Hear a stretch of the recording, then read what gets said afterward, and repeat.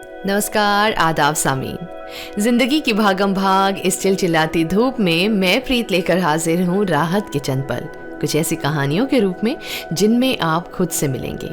चलें आज शुरुआत करते हैं स्पेशल शो की भीषम साहनी द्वारा लिखी कहानी चीफ की दावत के साथ। आज मिस्टर श्यामनाथ के घर उनके चीफ की दावत थी। श्यामनाथ और उनकी धर्मपत्नी को पसीना पोंछने की फुर्सत न थी। आखिर 5 बजते बजते तैयारी मुकम्मल होने लगी। कुर्सियां, मेज, नैपकिन, फूल सब बरामदे में पहुंच गए। ड्रिंक का इंतजाम बैठक में कर दिया गया था। अब घर का फालतू सामान अलमारियों के पीछे और पलंगों के नीचे छुपाया जाने लगा।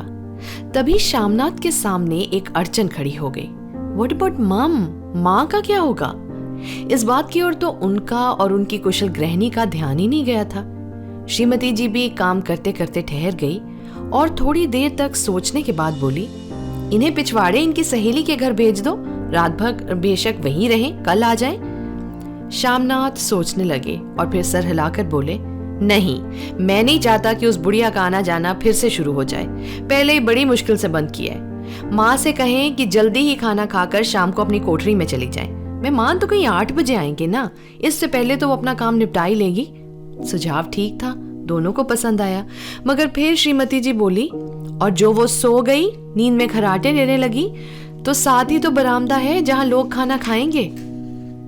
तो इन्हें कह देंगे कि अंदर से दरवाजा बंद कर लें, मैं बाहर से ताला लगा दूंगा। या माँ को ही कह देते हैं कि अंदर जाकर सोए नहीं, बैठी रहें, और क्या। और जो सो गई तो डिनर का मालूम होता है कि कब तक चलना है। 11-12 बजे तक तो तुम लोग यूं ही ड्रिंक करते रहते हो। श्यामनाथ कुछ खींच गए, हाथ झटकते हुए बोले, अच्छी भली ये भाई के पास जा रही थी, तुमने बस यूं ही खुद को अच्छा बनाने के चक्कर में ना बीच में टांग अड़ा दी। वाह बई, तुम माँ और बेटे की बातों में मैं क्यों बुरी बनूं? तुम जानो वो जाने। मिस्टर श्यामनाथ चुप रहे। अब ये मौका बहस का नहीं था, हल ढूंढने का था। उन्होंने माँ की कोठरी की तरफ देखा। कोठरी का दरवाजा बरामदे में खुलता था।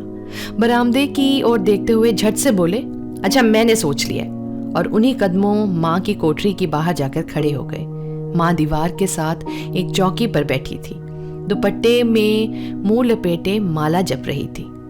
सुबह तैयारी होती देखी थी, माँ की भी धड़कन तेज हुई थी। आखिर बेटे के दफ्तर का बड़ा साहब आ रहा था, सारा काम अच्छे से हो जाए यही चाहती थी। माँ, आज तुम खाना ना थोड़ा जल्दी खा लेना, मेहमान लोग 7:30 बजे आ जाएंगे। माँ ने धीरे से मुंह पर से दुपट्टा हटाया और बेटे को देखते हुए कहा, आज मुझे खाना नहीं खाना बेटा, तुम जानते हो मांस मछली बने तो मैं कुछ नहीं खाती। अच्छा जैसा भी है, तुम अपना काम बस जल्दी से निपटा लेना। और हाँ, हम लोग पहले बैठक में बैठेंगे, उतनी देर तुम यहाँ बरामदे में बैठना, और फिर जब हम यहाँ आ जाएं तो तुम गुसलखाने के रास्ते बैठक में चली जाना। माँ बस बेटे का चेहरा देखती रही और फिर धीरे से बोली, ठीक है बेटा। और माँ, आज जल्दी सो मत जाना, तुम्हारी जो खराटों की आवाज है ना वो दूर तक जाती है। माँ शर्माई सी आवाज में बोली, क्या करूं, ये मेरे बस में नहीं है बेटा, जब से बीमारी से उठी हूं नाक से सांस ही नहीं ले पाती। मिस्टर श्यामनाथ ने इंतजाम तो कर दिया था, पर फिर भी उनकी उधेड़ बुन खत्म नहीं हुई थी। एक कुर्सी को उठाकर बरामदे में कोठरी के बाहर रखते हुए बोले, आओ माँ, इस पर जरा बैठो तो। माँ माला संभालती पल्ला ठीक करती हुई उठी और धीरे से कुर्सी पर आकर बैठ गई। यूं नहीं माँ, टांगे ऊपर चढ़ाकर नहीं बैठते, ये खाट नहीं है। माँ ने टांगे नीचे उतार ली। और खुदा के वास्ते नंगे पांव ना घूमना, और ना ही वो खड़ाऊं पहनकर सामने आना। किसी दिन तुम्हारी ये जो खड़ाऊं है ना, उसे उठाकर मैंने बाहर फेंक देना है। माँ चुप रही। और कपड़े कौन से पहनोगी? जो है वही पहनूंगी बेटा, जो कहो पहन लो। मिस्टर श्यामनाथ सिगरेट मुंह में रखे, फिर अधखुली आंखों से माँ की ओर देखते रहे और माँ के कपड़ों की सोचने लगे। श्यामनाथ को चिंता थी कि अगर चीफ का साक्षात माँ के साथ हो गया तो कहीं उन्हें शर्मिंदा न होना पड़े। माँ को सर से पांव तक देखते हुए बोले, तुम सफेद कमीज और सफेद सलवार पहन लो माँ, पहन के आओ तो जरा, देखूं तो कैसे लगती हो। माँ धीरे से उठी और अपनी कोठरी में कपड़े पहनने चली गई। ये जो माँ का झमेला है ना, ये तो रहना ही है। फिर उन्होंने यही बात अंग्रेजी में अपनी पत्नी से कोई ढंग की बात हो तो कोई कहे ना, अगर कहीं उल्टी सीधी बात हो गई ना, चीफ को बुरा लग गया तो सारा मजा जाता रहेगा। माँ सफेद सलवार कमीज पहनकर बाहर निकली। छोटा सा कद, सफेद कपड़ों में लिपटा हुआ, छोटा सा सूखा हुआ शरीर, धुंधली आंखें, केवल सर के आधे झड़े हुए बाल पल्ले की ओट में छिप पाए थे। पहले से कुछ कम कुरूप नजर आ रही थी। चलो ठीक है, कोई चूड़ियां वूड़ियां हैं वो भी पहन लो, कोई हर्ज नहीं है। चूड़ियां कहाँ से लेके आऊं बेटा, तुम तो जानते हो सारे जेवर तुम्हारी पढ़ाई में बिक गए। ये लाइन श्यामनाथ को तीर की तरह लगी। तिनक कर बोले, ये कौन सा राग छेड़ दिया माँ, सीधा कह दो ना कि जेवर नहीं है, बस बहुत है। इससे पढ़ाई वढ़ाई का क्या ताल्लुक है? जो जेवर बेका तो कुछ बनकर ही आया हूँ, जितना दिया है उससे दुगना ले लेना मेरे से। मेरी जीभ जल जाए बेटा, तुमसे जेवर लूंगी क्या?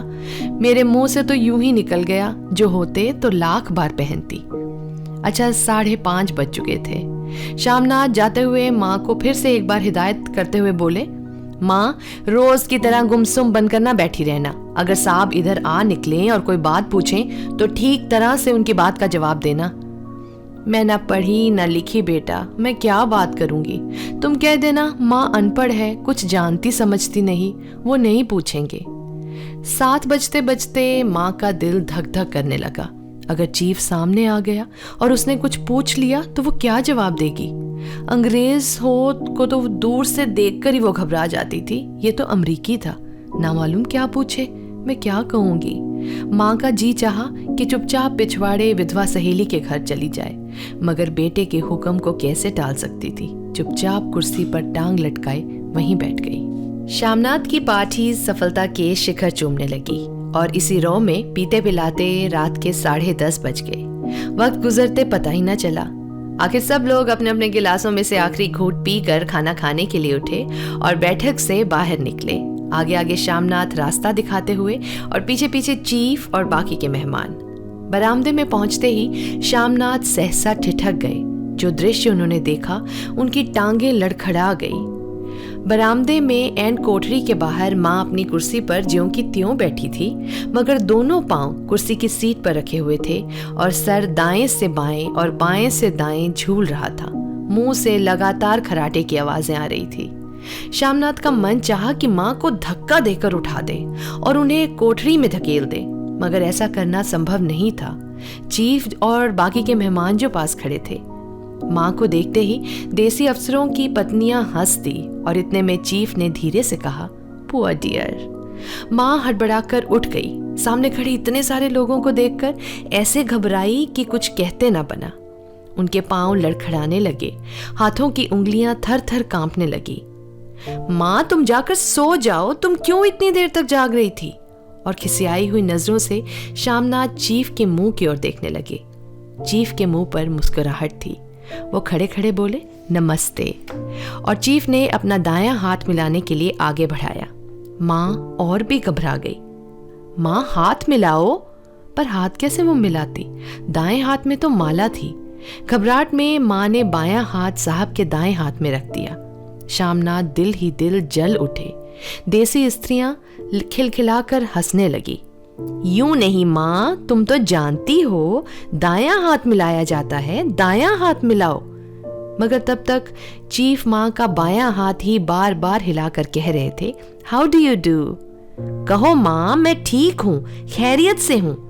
माँ कुछ बड़बड़ाई। माँ कहती है, मैं ठीक हूँ, कहो माँ, हाउ डू यू डू? माँ धीरे से बोली, हाउ डू डू। एक बार फिर कह कहा उठा। वातावरण हल्का होने लगा। साहब ने स्थिति संभाल ली थी। लोग हंसने चहकने लगे। श्यामनाथ के मन का क्षोभ भी अब कुछ कम होने लगा था। श्यामनाथ ने अंग्रेजी में बोलते हुए अपने चीफ से कहा, मेरी माँ ना गाँव की रहने वाली है, उम्र भर गाँव में ही रही है, इसलिए आपसे थोड़ा लज्जाती है। साहब इस पर खुश नजर आए। बोले, सच? मुझे तो गांव के लोग बहुत पसंद हैं। तब तो तुम्हारी माँ गांव के गीत और नाच भी जानती होगी। चीफ खुशी से सिर हिलाते हुए माँ को टकटकी बांधे देखने लगे। माँ, साहब कहते हैं गाना सुनाओ कोई पुराना गीत, तुम्हें तो कितने ही याद होंगे। माँ धीरे से बोली, मैं क्या गाऊंगी बेटा, मैंने कब गाया है? वाह माँ, मेहमान का कहा भी कोई टालता है। साहब ने इतने शौक से कहा है, नहीं गाओगी तो साहब बुरा मान जाएंगे। मैं क्या गाऊं बेटा, मुझे कहाँ आता है। वाह, कोई बढ़िया टप्पा सुना दो, 2 पतर अनारा दे। देसी अफसर और उनकी स्त्रियों को ये सुझाव बहुत पसंद आया और वो तालियां पीटने लगी। इतने में बेटे ने गंभीर आदेश भरे लहजे में माँ से फिर कहा, माँ। इसके बाद में हाँ या ना का तो सवाल ही नहीं उठता था। माँ बैठ गई और अपनी दुर्बल लर्जाती आवाज में एक पुराना विवाह का गीत गाने लगी। हरियाणी माए हरियाणी पैणे, हरियाणी पागी परियां है। देसी स्त्रियां खिलखिलाकर हंस उठी और 3 पंक्तियां गाकर माँ चुप हो गई। माँ ने पार्टी में एक नया रंग भर दिया था। बरामदा तालियों से गूंजने लगा था। तालियां थमने पर साहब बोले, पंजाब के गांव में दस्तकारी क्या है? शामनाथ खुशी में झूम रहे थे।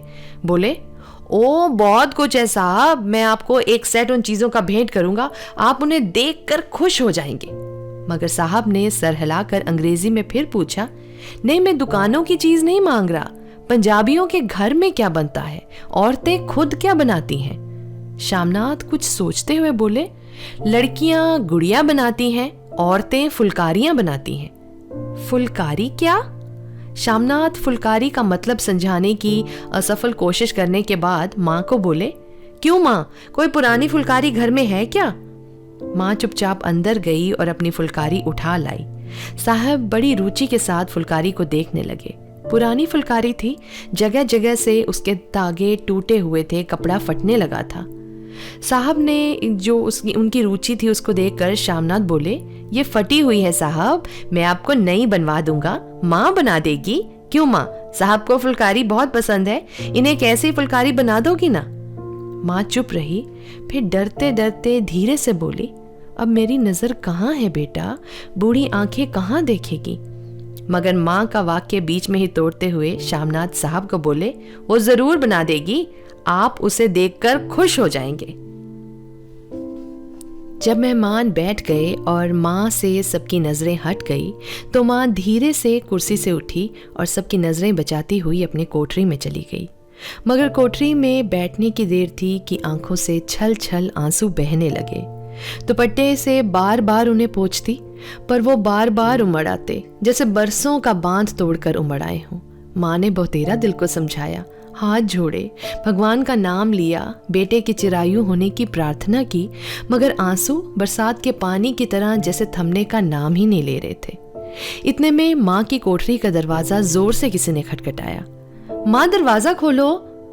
माँ का दिल बैठ गया, हड़बड़ाहट उठ बैठी, क्या मुझसे फिर कोई भूल हो गई? माँ कितनी देर से अपने आप को कोस रही थी कि क्यों उन्हें नींद आ गई, क्यों वो ऊँघने लगी थी, क्या बेटे ने अभी तक उन्हें माफ नहीं किया था? माँ उठी और कांपते हाथों से दरवाजा खोल दिया। दरवाजा खुलते ही शामनाथ झूमते हुए आगे बढ़े और माँ को आलिंगन में भर लिया। ओ अम्मी, तुमने तो आज रंग भर दिया, साहब तुमसे इतना खुश हुए हैं कि मैं क्या कहूँ। ओ अम्मी, ओ अम्मी। माँ की छोटी सी काया सिमटकर बेटे के आलिंगन में छिप गई। माँ की आंखों में फिर आंसू आ गए। उन्हें पोंछते हुए वो धीरे से बोली, बेटा तुम मुझे हरिद्वार भेज दो, मैं कब से कह रही हूँ। शामनाथ का झूमना एकदम से बंद हो गया। उनकी परेशानी पर फिर तनाव के बल पड़ने लगे। क्या कहा माँ, ये कौन सा राग तुमने फिर से छेड़ लिया? शामनाथ का क्रोध बढ़ने लगा। बोले, तुम मुझे बदनाम करना चाहती हो ताकि दुनिया कहे कि बेटा माँ को अपने पास नहीं रख सकता? नहीं बेटा, तुम अपनी बहू के साथ जैसा मन चाहे वैसा रहो। मैंने अपना खा पहन लिया, अब क्या करूंगी? जो थोड़े दिन जिंदगी के बाकी हैं, भगवान का नाम लूंगी। मुझे हरिद्वार भेज दो। तुम चली जाओगी तो फुलकारी कौन बनाएगा? साहब ने तुम्हारे सामने ही फुलकारी देने का इकरार हुआ था ना उनके साथ। मेरी आंखें अब नहीं है बेटा जो फुलकारी बना सकूं, तुम कहीं और से बनवा लो, बनी बनाई ले लो। माँ, तुम मुझे धोखा देकर यूं ही चली जाओगी? मेरा बनता काम बिगाड़ोगी क्या? जानती नहीं, साहब खुश होगा तो मुझे तरक्की मिलेगी। माँ चुप हो गई, फिर बेटे के मुंह की ओर देखते हुए बोली, क्या तेरी तरक्की होगी? क्या साहब तेरी तरक्की कर देगा? क्या उसने कहा था ऐसा? कहा नहीं, मगर देखती नहीं कितना खुश किया। कहता था जब तेरी माँ फुलकारी बनाना शुरू करेगी तो मैं देखने आऊंगा कि कैसे बनाती है। जो साहब खुश हो गया तो मुझे इससे भी बड़ी नौकरी मिल सकती है, मैं बड़ा अफसर बन सकता हूँ। माँ के चेहरे का रंग बदलने लगा। धीरे धीरे उनके झुर्रियों भरा चेहरा खिलखिलाने लगा, आंखों में हल्की हल्की चमक आने लगी। तो तेरी तरक्की होगी बेटा। तरक्की यूं ही नहीं होगी, साहब को खुश रखूंगा तो कुछ करेगा, वरना उनकी खिदमत करने वाले क्या थोड़े हैं। तुम्हें बना दूंगी बेटा, जैसा बन पड़ेगा वैसा बना दूंगी। और माँ दिल ही दिल में अपने बेटे के उज्जवल भविष्य की कामनाएं करने लगी। और मिस्टर श्यामनाथ अब सो जाओ माँ कहते हुए तनिक लड़खड़ाते हुए अपने कमरे की ओर घूम गए।